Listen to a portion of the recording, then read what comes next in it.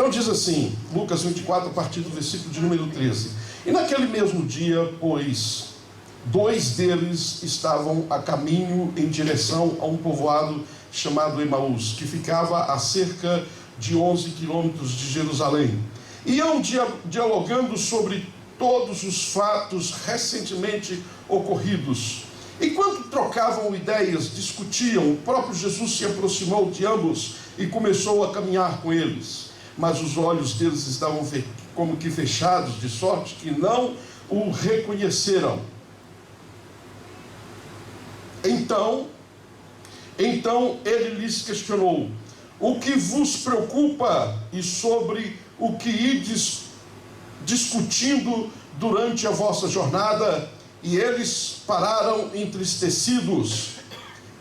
No entanto, um deles, chamado Cleopas, repita assim comigo, Cleopas. Então Cleopas replicou-lhe: és o único porventura que, tendo estado em Jerusalém, ignora os acontecimentos destes últimos dias? Ao que lhes indagou: quais? E eles começaram a lhe explanar. Ora, o que ocorreu a Jesus, o Nazareno, que era varão, profeta, poderoso em obras e palavras diante de Deus e de todo o povo, e como os chefes dos sacerdotes e as nossas autoridades o entregaram para ser condenado à pena de morte e o crucificaram. E nós acreditávamos que fosse ele quem havia de trazer tal redenção a Israel. Mas hoje é o 3º dia desde que tudo isto aconteceu. É verdade também que algumas mulheres seguidoras conosco nos sustentaram, nos assustaram, porquanto foram de madrugada ao sepulcro, mas não encontraram o corpo de Jesus. Contudo, voltaram e nos relataram que tiveram uma visão de anjo, que lhes asseguravam que ele vive. De fato, alguns outros seguidores entre nós foram ao sepulcro e encontraram tudo exatamente como as mulheres haviam informado, mas, porém, não viram ele. Então lhes demonstrou Jesus: ó tolos de entendimento e lentos de coração, para que em tudo que os profetas declararam a vós. Ora, não era imprescindível que o Cristo padecesse para que entrasse na sua glória? Então, iniciando por Moisés e discorrendo sobre todos os profetas, explanou-lhes a seu respeito o que a seu respeito constava em todas as Escrituras. Ao se aproximarem do povoado para o qual se dirigiram, Jesus fez como quem ia continuar a caminhada, seguindo mais à frente. Porém, eles muito insistiram e rogaram-lhe: fica conosco, pois é tarde e já está chegando ao fim o dia. Então ele entrou para ficar com eles e ofereceu. E aconteceu que, quando estavam reclinados ao redor da mesa, tomando ele o pão, deu graças e partiu-lhe e deu-lhe a eles. Nesse mesmo instante se lhes abriram os olhos e o reconheceram. Ele, contudo, desapareceu diante dos olhos deles. Questionaram-se entre si: porventura não nos queimava o coração quando ele, durante a nossa jornada, nos falava, quando nos explicava as Escrituras? E na mesma hora, levantando-se, retornaram para Jerusalém, onde encontraram reunidos os 11 e os outros seguidores com eles, os quais anunciavam: é verdade, o Senhor ressuscitou e apareceu a Simão. Então os dois comunicaram que haviam ocorrido no caminho e como Jesus fora reconhecido por eles quando partia o pão. Até aqui a palavra de Deus. Pode ficar assentado. Eu vou dizer o versículo de número 18, que aparece aí o nome de Cleopas. Diz assim: no entanto, um deles, chamado Cleopas, recomeçou a replicar: e nós vamos hoje dar o título a esta pregação de Síndrome de Cleopas. O que é uma síndrome? Síndrome é alguma coisa que acontece com uma pessoa e depois espalha acontecendo com outras pessoas. Vai acontecendo. E hoje nós vemos acontecendo o que aconteceu aqui com Cleopas. O que aconteceu? Primeiro, vamos entrar nos fatos. O que tinha ocorrido? Jesus Cristo, ele tinha acabado o seu ministério. Ele tinha finalizado ali na cruz do Calvário. No entanto, ele morreu na cruz, foi sepultado e ele tinha ressuscitado. Só que ele já tinha sido visto pelas mulheres que tinham ido ali no sepulcro, ou seja, um anjo que estava ali no sepulcro anunciou às mulheres que ele tinha ressuscitado. Depois alguém foi lá conferir, os discípulos foram lá e não encontraram nada, e Jesus já tinha ressuscitado. Só que esses dois discípulos, eles estavam saindo. Era Cleopas, o nome do outro não aparece aqui no texto, e eles saíram de Jerusalém. E nós vamos taxar alguns dos seus comportamentos como síndrome. O primeiro comportamento que eles tiveram foi sair de Jerusalém. O primeiro comportamento repetitivo da síndrome de Cleopas é sair da vontade de Deus. Você pode repetir comigo assim: sair da vontade de Deus? Jerusalém simboliza o centro da vontade de Deus, não a Jerusalém terrena, não a Jerusalém terrena. Cada um de nós temos uma Jerusalém. Quero dizer para você que este é o lugar, esta aqui é a sua Jerusalém. Amém. Esta igreja, o lugar onde nós estamos aqui, este é o monte, é o lugar alto que Deus colocou para você direcionar a sua vida. Vim escutar a sua palavra, vim e escutar as diretrizes dele para a sua vida. Amém.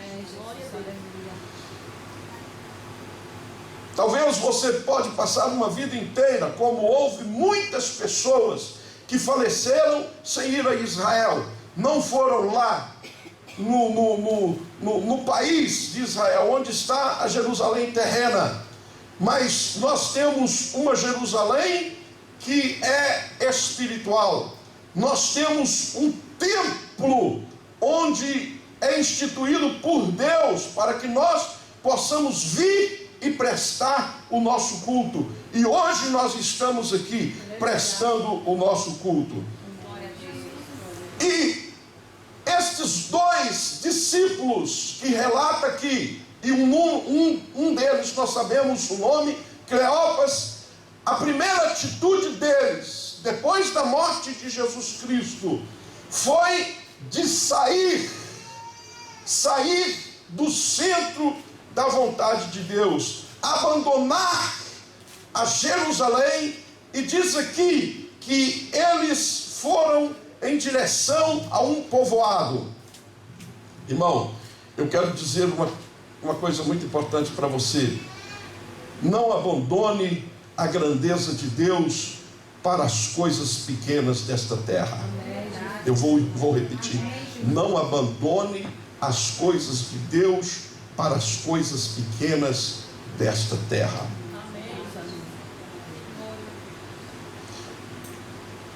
E esse sintoma repete até hoje. Quantas pessoas que têm uma caminhada com Deus, eles, para serem chamados de discípulos, eles tiveram uma caminhada com Deus. Mas quantas pessoas, nós temos aqui pessoas que estão começando agora a fé, estão começando agora uma nova caminhada. E quantas pessoas durante algum tempo vão bem, mas depois dão as costas para as coisas de Deus, que nada possa te desanimar. Você pode dizer amém? Amém. E diz aqui um segundo sintoma.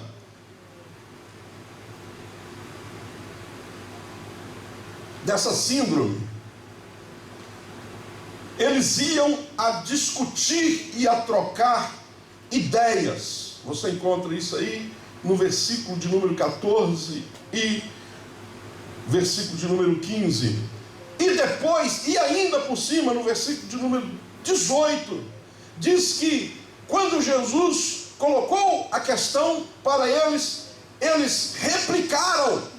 Quem tem essa síndrome de Cleopas, além de abandonar a vontade de Deus, eles gostam muito de replicar. Eles discutem as ideias. E a forma que eles iam falando aqui, dá a impressão que eles até foram o fundador daquele programa lá, que a gente vê como é que chama? Balanço Geral, né?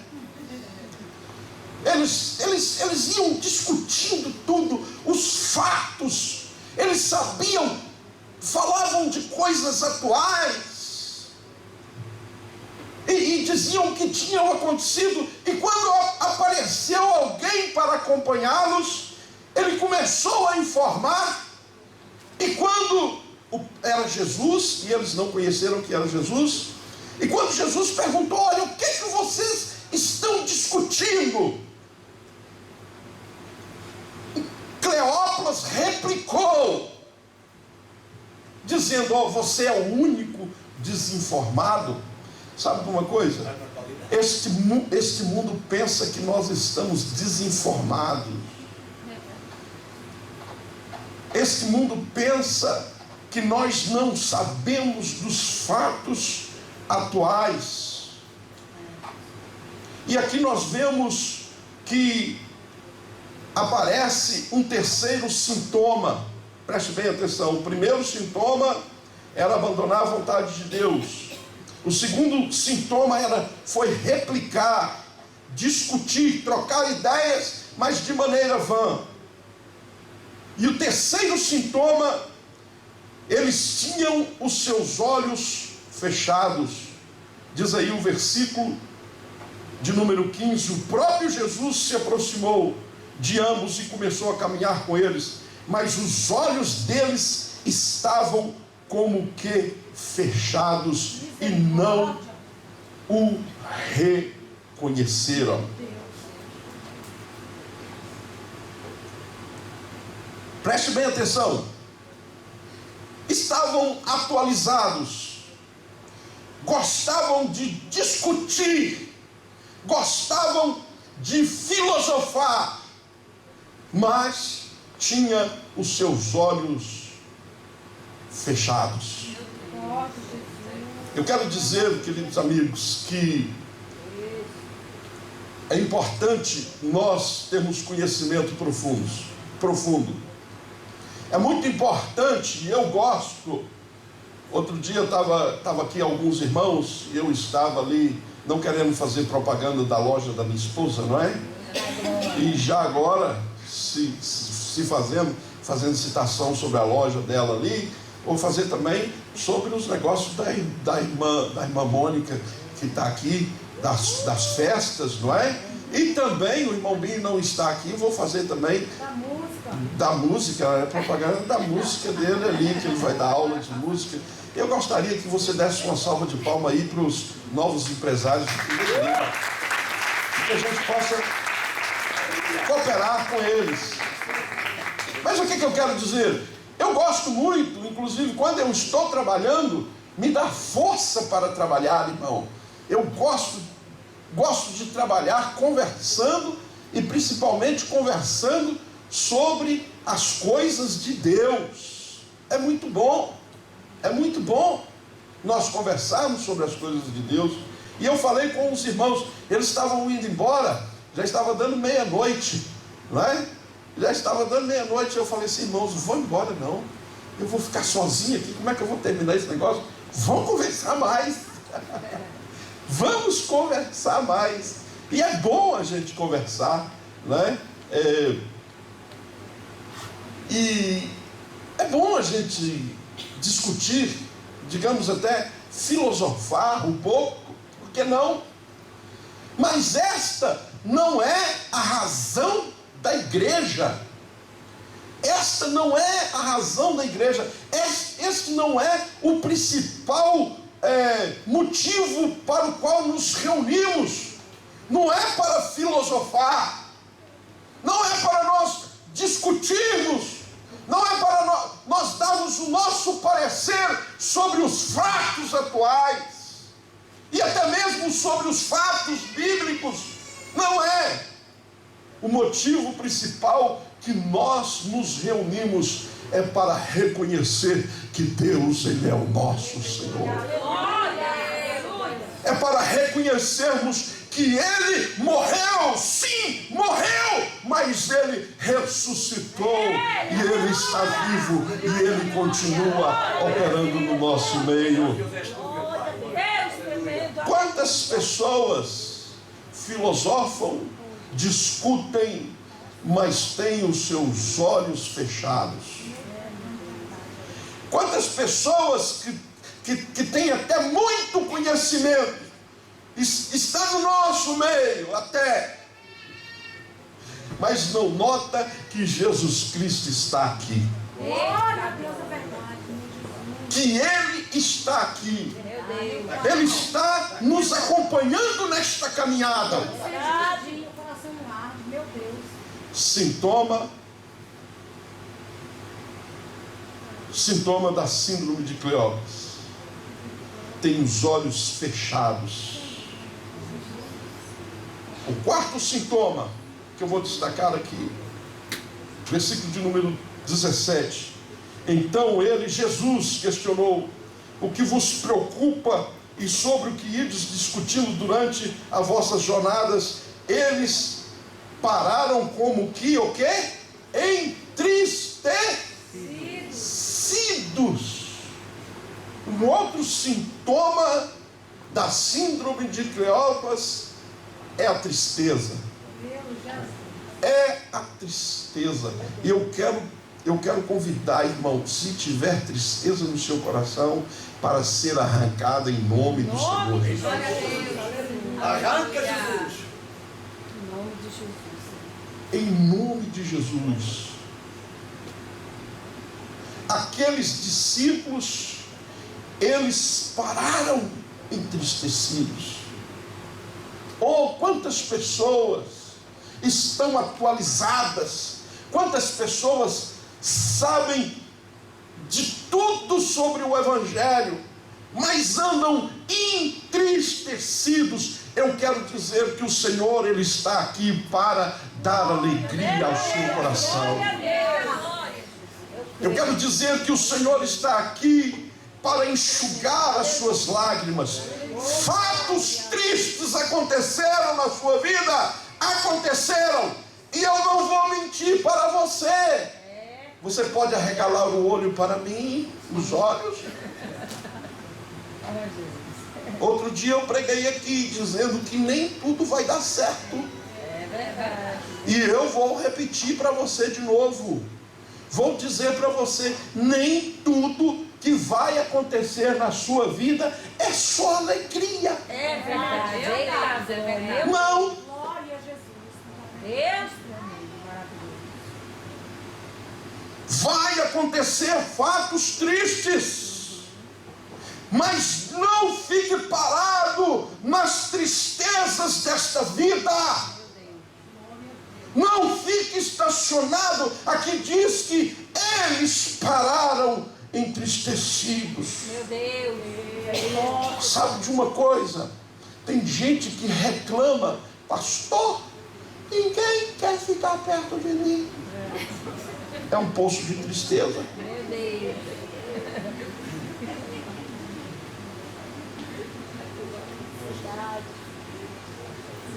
Se eu perguntar aqui, quem gosta de tristeza aqui, levanta a mão. Ninguém gosta de tristeza. Agora, a melhor coisa que tem é você viajar perto de uma pessoa alegre. É verdade ou não é? É verdade. Uma pessoa animada. É isso aí. Passa por sofrimentos, passa, mas está sempre motivado, não está parado na tristeza. Chega de tristeza, irmão. Chega de viver mergulhado na tristeza. É tempo de alegria para o seu coração. É um novo tempo chegou para a sua vida. Não viva no aquário da sua tristeza. Eita, meu Deus. Tem gente pensando que tudo acabou. Só que quando pensamos que tudo acabou, nós estamos no meio da nossa história. Meu Deus. Olha aí. Os discípulos, eles pensaram aqui que tudo tinha acabado. Cleopas, que nós temos aqui o nome, fez a cara de triste. Eu acredito que ele fez a cara de mais triste, porque ficou aqui o nome dele escrito. Acho que foi. Sabe aquela tristeza? Sabe aquela amargura? Sabe aquela cara trancada? Parece que não chupou um limão, não, parece que comeu foi um limoeiro com a raiz e tudo. Jesus olhou para eles. Mas então por que vocês estão assim tristes? Aí Cleopas saltou na frente. Eu vou falar. E contou toda a tristeza. Mas é isso mesmo, irmão. Conta a sua tristeza para Jesus. Esquece esse negócio de Facebook, de, como é que chama o Instagram, né? Rapaz, por que você vai contar as suas tristezas lá no Instagram?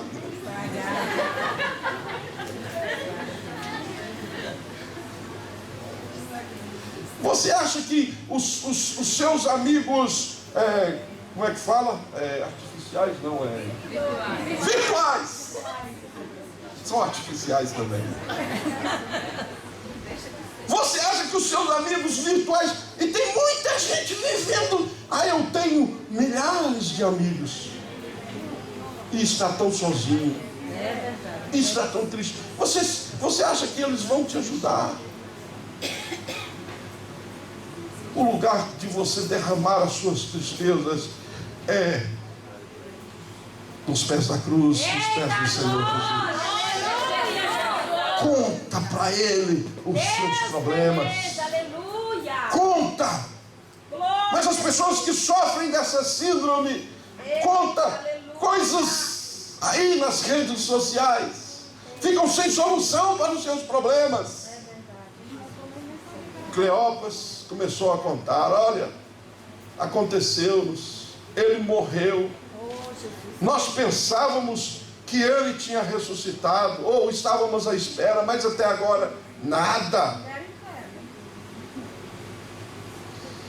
O quinto sintoma: vivem na tolice e lentidão dos seus corações. Diz aí o versículo de número 5: tolos de entendimentos, ou 15, e lentos de coração.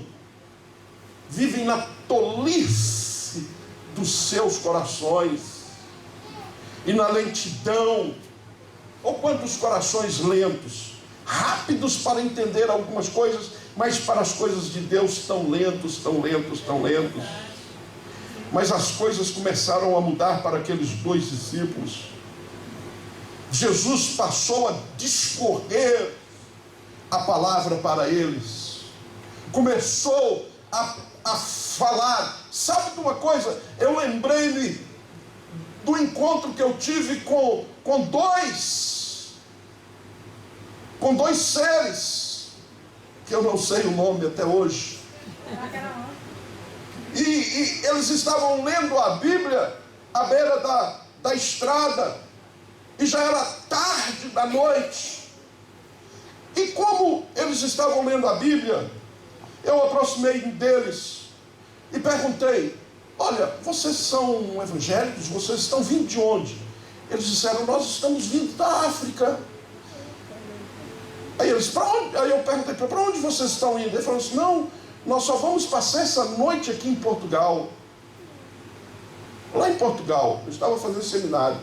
Eu fui e convidei eles, falei com eles assim: olha, então vem comigo para o seminário. Vem comigo para o seminário. Aí eles começaram a caminhar comigo. E eu fazia uma caminhada de 2 horas, 2h15 mais ou menos, a pé para ir na igreja. Irmão, aquele era um tempo que o pastor tinha as pernas fortes, né? Todo mundo ia embora do seminário, eu ficava lá sozinho fim de semana, e a igreja era muito longe, e eu andava. E eles começaram a caminhar comigo, e eles falavam da profundeza da palavra de Deus, de forma tão profunda, e eu vou dizer para vocês, eu conheci mais da Bíblia naquelas 2 horas de caminhada que eu tive com aqueles 2 moços, do que eu aprendi nos 4 anos de escola. Eles explicaram-me coisas profundas. E um dos textos que aqueles 2 indivíduos falaram comigo foi aqui sobre este texto de Lucas, capítulo de número 23, que nós estamos meditando nele hoje. 24. Lucas, capítulo de número 24. Eles me falavam de coisas profundas. E eu buscava e perguntava, fazia perguntas, dúvidas. E eles falaram como Jesus aqui, como nós lemos aqui, que Jesus ele percorreu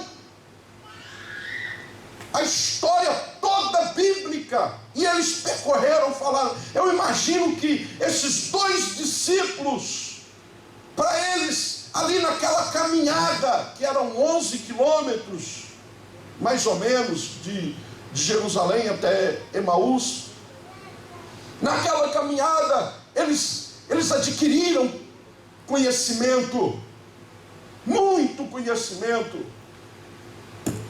E quando eles chegaram ali em Emaús, a história deles começou a mudar, quando eles fizeram o seguinte convite: fica conosco. Fica conosco. Sabe de uma coisa, meu querido irmão, minha querida irmã, meu querido amigo que está aqui hoje, não saia daqui sem a presença de Jesus. Não saia daqui sem dizer assim: Senhor Jesus, fica no meu coração, fica na minha vida. A história de Cleopas e do seu amigo começou a mudar aí. Jesus fez com que ia para mais longe. E diz aqui o texto que eles insistiram. Você pode repetir comigo assim: é preciso insistir. É preciso insistir. Repita mais uma vez: é preciso insistir. É preciso insistir. Aleluia. Aleluia. Verdade. Glória. Você precisa de aprender a ser insistente, amém? Aleluia, Jesus. Insista um pouco mais. Insista. Seja insistente. Aleluia. Eu quero que o Senhor fique, eu quero que o Senhor esteja aqui. E agora muito mais. Vem, entra. Muito provável que aqueles 2 discípulos moravam ali e a família estava esperando por eles. Não sabemos se era família ou se era amigos. Dá a impressão que era família. Então Jesus entrou.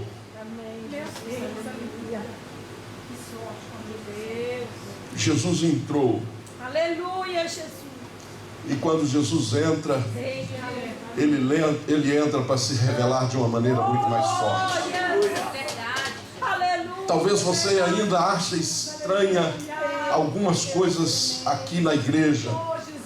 Talvez você ache estranho alguns irmãos aqui na igreja. Meu Deus. Mas por que que eles estão assim? Meu Jesus. Por que que eles estão dando glória a Deus, aleluia? Por que que eles se empolgam tanto? Aleluia. Sabe de uma coisa? Tudo muda com a presença do Senhor. Glória a Deus. Glória, glória. Fica conosco, Senhor. A segunda decisão que mudou a vida deles, nós vimos no fim do capítulo. A primeira decisão foi: fica, Senhor, fica conosco. E Jesus entrou, e diz a Bíblia que ele começou ali, ele sentou, e na hora que foi comer, na hora que foram participar do pão, eles deram àquele estranho, que para eles era um estranho, deram para ele o pão, e ele levantou e deu graças. Sabe de uma coisa, irmãos? Há um poder muito grande quando nós aprendemos a dar graças a Deus por aquilo que Deus nos dá. Eu não quero acreditar, como eu tenho falado aqui, que você faz alguma refeição sem orar e sem ser grato a Deus por aqueles alimentos. Não quero acreditar. Uma que você corre um risco muito grande de estar comendo um veneno. E depois você se embolar e parar no hospital e, muito pior, pode até morrer. Mas sabe uma coisa? Quando você levanta e dá graças. Aleluia. Oh, Deus. Aleluia. A Bíblia fala: se comeres alguma coisa mortífera, não te farás. Aleluia.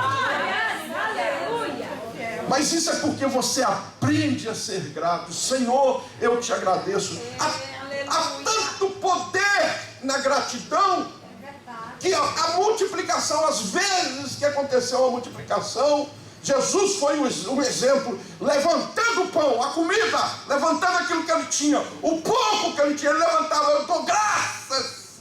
E sabe o que acontecia? A multiplicação. Irmãos, escuta uma coisa: você pode ter até pouco, mas a partir do momento que você aprende a ser grato, a multiplicação começa a acontecer na sua vida. Seja grato. Por que você está reclamando antes de chegar o seu salário, irmão? Por que você está reclamando? Ao invés, nem recebeu ainda. Tem gente que nem recebeu ainda, já está sendo ingrato. Eu estou vendo que não vai ser possível tirar o meu dízimo esse mês. Meu Deus. Eu estou vendo que não vai dar para nada, não vai dar para comprar o chocolate que eu gosto, não vai dar para eu tomar o meu café, não vai dar para eu comer não dá para eu encomendar o jabazinho ali do Brasil, não dá para eu comprar aquela sandália, não dá para eu... Irmão, aprende a levantar e falar: Senhor, eu te dou graça, eu te agradeço. E sabe, você vai ver que pode ser até pouco, mas no momento que você é grato, a multiplicação começa a acontecer na sua vida. Começa a ser grato. E diz aqui que no momento da gratidão, eles reconheceram Jesus. Aleluia. Viram a marca dos cravos nas suas mãos. Disseram: este é o que morreu por nós. E diz a Bíblia que ele desapareceu. Aí alguns falam assim: mas por que ele desapareceu? Sabe de uma coisa? É porque a nossa fé, ela não é por vista, não é pelo que nós vemos. Nós estamos aqui crendo. A segunda decisão, a primeira decisão que mudou a vida deles foi convidar Jesus. Fica conosco, Senhor Jesus. A segunda decisão, diz aí no versículo de número 33, eles retornaram imediatamente para Jerusalém. Sabe de uma coisa? Eu quero convidar você que tem sentido uma frieza no seu coração, você que tem pensado que tudo não passa de uma filosofia, você que tem pensado que isso tudo não passa de um blá blá blá. Eu venho aqui, mas eu venho somente para ouvir, depois eu vou embora, e acaba que você vai embora da mesma maneira. Mas eu quero convidar você para ir para Jerusalém, para retornar para Jerusalém. Eu quero te dizer que Deus está aqui para abrir os seus olhos, para que você veja o poder dele. E foi a decisão deles. Acredito que eles estavam ainda cansados, porque quem anda 11 quilômetros sabe, o negócio é cansativo. E depois decidir voltar. E uma vez que eles disseram assim: já é tarde, Senhor, passa a noite conosco. O sacrifício ia ser grande. Provavelmente eles passaram novamente a noite toda no caminho de volta. Glória a Jesus, aleluia. Meu Deus. Isso chama conversão. Oh, meu Pai. Está numa direção, volta. Mas uma vez que você decide converter, voltar, vir para trás, eu decido voltar para os princípios de Deus. Eu decido voltar para o centro da vontade de Deus. Aleluia. E eu quero fazer esse convite aqui nesta noite para você. Aleluia. Quero convidar você a não permanecer na dureza do seu coração. Quero convidar você a não permanecer com os seus olhos espirituais fechados. É decisão sua. Eu convido você hoje a tomar uma decisão na sua vida, a dizer: Senhor, eu quero a tua presença. Olha aí, Deus, aleluia. Quando aqueles discípulos voltaram, diz aqui que eles foram encontrar com os outros discípulos, porque a ordem do Senhor Jesus é: ficai em Jerusalém, até que do alto sejais revestidos. E vai acontecer na sua vida. Se você ainda não foi revestido pelo poder de Deus, Deus vai te revestir do poder, da graça. A sua vida, ela vai mudar. Se você tiver alguma coisa para anotar aí, anota: a minha vida vai mudar. E eu vou te informar: a sua vida vai mudar, e vai mudar para melhor. Em nome do Senhor Jesus. Você pode curvar a sua cabeça, por favor? Aleluia. Glória a Deus, aleluia. Deus tremendo, aleluia. Aleluia. Glória, glória, aleluia. Senhor, Aleluia, Jesus. diante da tua palavra hoje, uma palavra de mudança, Sim, papai querido. diante da síndrome que acompanha muita gente, nós decidimos, Senhor, que queremos a tua presença conosco. Nós decidimos que queremos voltar para o centro da tua vontade.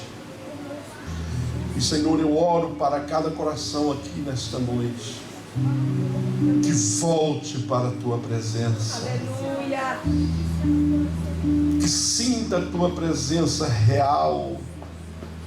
Eu oro, Senhor Deus, para que os olhos sejam abertos. Eu oro, Senhor, para que os olhos sejam abertos, em nome do Senhor Jesus.